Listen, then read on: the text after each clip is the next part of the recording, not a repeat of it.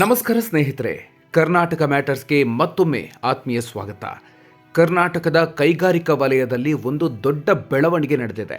ಬೆಳಗಾವಿ ಮೂಲದ ಕರ್ನಾಟಕದ ಹೆಮ್ಮೆಯ ಕಂಪನಿಯೊಂದು ನೆರೆಯ ತಮಿಳುನಾಡಿನಲ್ಲಿ ಬರೋಬ್ಬರಿ 4,000 ಕೋಟಿ ರೂಪಾಯಿ ಹೂಡಿಕೆ ಮಾಡೋದಕ್ಕೆ ಮುಂದಾಗಿದೆ.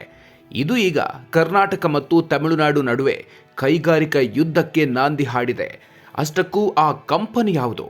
ಕರ್ನಾಟಕದಲ್ಲೇ ಹುಟ್ಟಿ ಬೆಳೆದ ಕಂಪನಿ ಹೊಸೂರು ಅಥವಾ ತಮಿಳುನಾಡಿನತ್ತ ಮುಖ ಮಾಡಿದ್ಯಾಕೆ? ಇದಕ್ಕೆ ರಾಜ್ಯ ಸರ್ಕಾರದ ಉತ್ತರ ಏನು? ಕರ್ನಾಟಕದ ಕೈಗಾರಿಕಾ ಭವಿಷ್ಯಕ್ಕೆ ಇದು ಪೆಟ್ಟು ನೀಡಲಿದೆಯಾ? ಕಂಪ್ಲೀಟ್ ಡೀಟೇಲ್ಸ್ ಈ ವಿಡಿಯೋದಲ್ಲಿದೆ.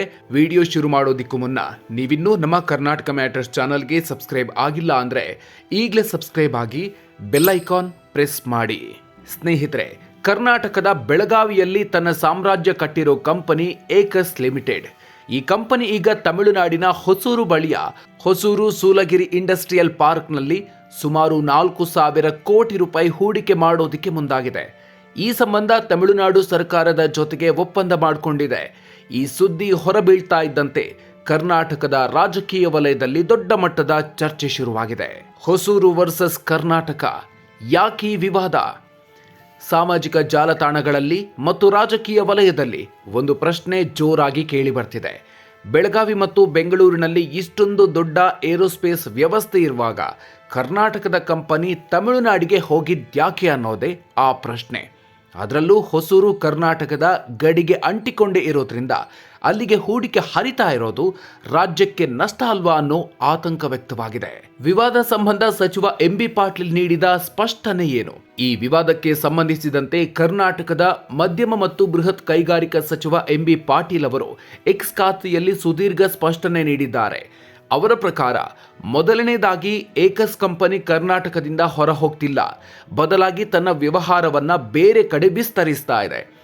ಎರಡನೇದಾಗಿ ಹೊಸೂರಿನಲ್ಲಿ ಹೂಡಿಕೆ ಮಾಡುವ ಬಗ್ಗೆ ಕಂಪನಿ ಮೊದಲೇ ರಾಜ್ಯ ಸರ್ಕಾರಕ್ಕೆ ಮಾಹಿತಿಯನ್ನ ನೀಡಿತ್ತು. ಇದು ಕೇವಲ ವ್ಯವಹಾರದ ದೃಷ್ಟಿಯಿಂದ ರಿಸ್ಕ್ ಕಡಿಮೆ ಮಾಡಲು ಕೈಗೊಂಡ ನಿರ್ಧಾರವೇ ಹೊರತು ಕರ್ನಾಟಕದ ಮೇಲಿನ ಅಸಮಾಧಾನ ಅಲ್ಲ.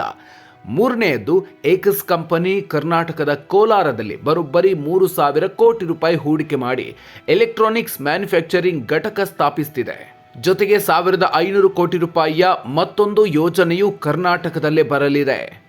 ಕರ್ನಾಟಕದ ಹೆಮ್ಮೆ ಈ ಬೆಳಗಾವಿಯ ಏಕಸ್ ಕಂಪನಿ. ಏಕಸ್ ಕಂಪನಿಯ ಯಶೋಗಾಥೆ ನಿಜಕ್ಕೂ ರೋಚಕವಾಗಿದೆ. 2008ರಲ್ಲಿ ಅರವಿಂದ್ ಮೆಲ್ಲಿಗೇರಿ ಅವರು ಬೆಳಗಾವಿಯ ಹತ್ತರಗಿ ಗ್ರಾಮದ ಬಳಿ 250 ಎಕರೆ ಪ್ರದೇಶದಲ್ಲಿ ಈ ಕಂಪನಿ ಆರಂಭಿಸಿದ್ರು. ಆಗ ಬೆಳಗಾವಿಗೆ ಯಾರು ಬರ್ತಾರೆ ಅಂತ ಎಲ್ಲರೂ ಲೇವಡಿ ಮಾಡಿದ್ರು. ಆ ಸಂದರ್ಭವೂ ಹಾಗೇ ಇತ್ತು. ವಿದೇಶಿ ಗ್ರಾಹಕರಿಗೆ ಬೆಳಗಾವಿ ಎಲ್ಲಿದೆ ಅಂತ ಮ್ಯಾಪ್ ಹಿಡಿದು ತೋರಿಸಬೇಕಾದ ಪರಿಸ್ಥಿತಿ ಇತ್ತು. ಆದರೆ ಇಂದು ಜಗತ್ತಿನ ಹಾರಾಡೋ ಬಹುತೇಕ ಎಲ್ಲ ವಿಮಾನಗಳಲ್ಲಿ ಬೆಳಗಾವಿಯಲ್ಲಿ ತಯಾರಾದ ಒಂದಲ್ಲ ಒಂದು ಬಿಡಿ ಭಾಗ ಇದ್ದೇ ಇರುತ್ತೆ. ಏರ್ಬಸ್ ಇರಲಿ ಅಥವಾ ಬೋಯಿಂಗ್ ಇರಲಿ, ಬೆಳಗಾವಿಯ ಏಕಸ್ ಪಾರ್ಕ್ನಿಂದ ತಯಾರಾದ ಎಮರ್ಜೆನ್ಸಿ ಡೋರ್ ಅಥವಾ ಎಂಜಿನ್ ಭಾಗಗಳಿಲ್ಲದೆ ವಿಮಾನ ಹಾರಾಟ ಪೂರ್ಣವಾಗಲ್ಲ. ಬೆಳಗಾವಿಯಲ್ಲಿ ಇಂದು 4,000ಕ್ಕೂ ಹೆಚ್ಚು ಜನರಿಗೆ ಈ ಕಂಪನಿ ಕೆಲಸ ನೀಡಿದೆ. ಇಂಥದ್ದೊಂದು ಕಂಪನಿ ಇದೀಗ ತಮಿಳುನಾಡಿನಲ್ಲಿ ಹೂಡಿಕೆ ಮಾಡೋದಕ್ಕೆ ಹೊರಟಿದೆ. ಹೊಸೂರಿನಲ್ಲಿ ಏಕಸ್ ಸ್ಥಾಪಿಸಲಿರೋ ಆ ಹೊಸ ಘಟಕದಿಂದ ಸುಮಾರು 7,000 ಉದ್ಯೋಗಗಳು ಸೃಷ್ಟಿಯಾಗುವ ನಿರೀಕ್ಷೆ ಇದೆ. ಇದೇ ಸಮಯದಲ್ಲಿ ಕರ್ನಾಟಕದ ಕೋಲಾರ, ಬೆಳಗಾವಿ ಮತ್ತು ಹುಬ್ಬಳ್ಳಿಯಲ್ಲೂ ಕಂಪನಿ ವಿಸ್ತರಣೆಗೊಳ್ತಾ ಇದೆ. ಸಚಿವರ ಪ್ರಕಾರ ರಾಜ್ಯಗಳ ನಡುವಿನ ಈ ಆರೋಗ್ಯಕರ ಸ್ಪರ್ಧೆ ದೇಶದ ಉತ್ಪಾದನಾ ವಲಯಕ್ಕೆ ಒಳ್ಳೆಯದು. ಆದರೆ ಕರ್ನಾಟಕದ ಉದ್ದಿಮೆಗಳು ನೆರೆ ರಾಜ್ಯಗಳತ್ತ ತೆರಳ್ತಾ ಇರೋದು ರಾಜ್ಯ ಸರ್ಕಾರಕ್ಕೆ ಎಚ್ಚರಿಕೆಯ ಗಂಟೆಯೂ ಹೌದು. ಹೂಡಿಕೆದಾರರಿಗೆ ಮೂಲ ಸೌಕರ್ಯ ಮತ್ತು ಸುಲಭವಾಗಿ ವಹಿವಾಟು ನಡೆಸುವ ವಾತಾವರಣ ಒದಗಿಸುವಲ್ಲಿ ನಾವು ಹಿಂದೆ ಬೀಳಬಾರ್ದು ಅನ್ನೋದು ತಜ್ಞರ ಅಭಿಪ್ರಾಯ. ಸ್ನೇಹಿತರೆ, ಕರ್ನಾಟಕದ ಕಂಪನಿಗಳು ಬೇರೆ ರಾಜ್ಯಗಳಲ್ಲಿ ಹೂಡಿಕೆ ಮಾಡೋದ್ರ ಬಗ್ಗೆ ನಿಮ್ಮ ಅಭಿಪ್ರಾಯ ಏನು? ಇದು ಕರ್ನಾಟಕಕ್ಕೆ ಆಗ್ತಾ ಇರುವ ನಷ್ಟವೇ ಅಥವಾ ಕಂಪನಿಯ ಬೆಳವಣಿಗೆಯ ಸಂಕೇತವೇ?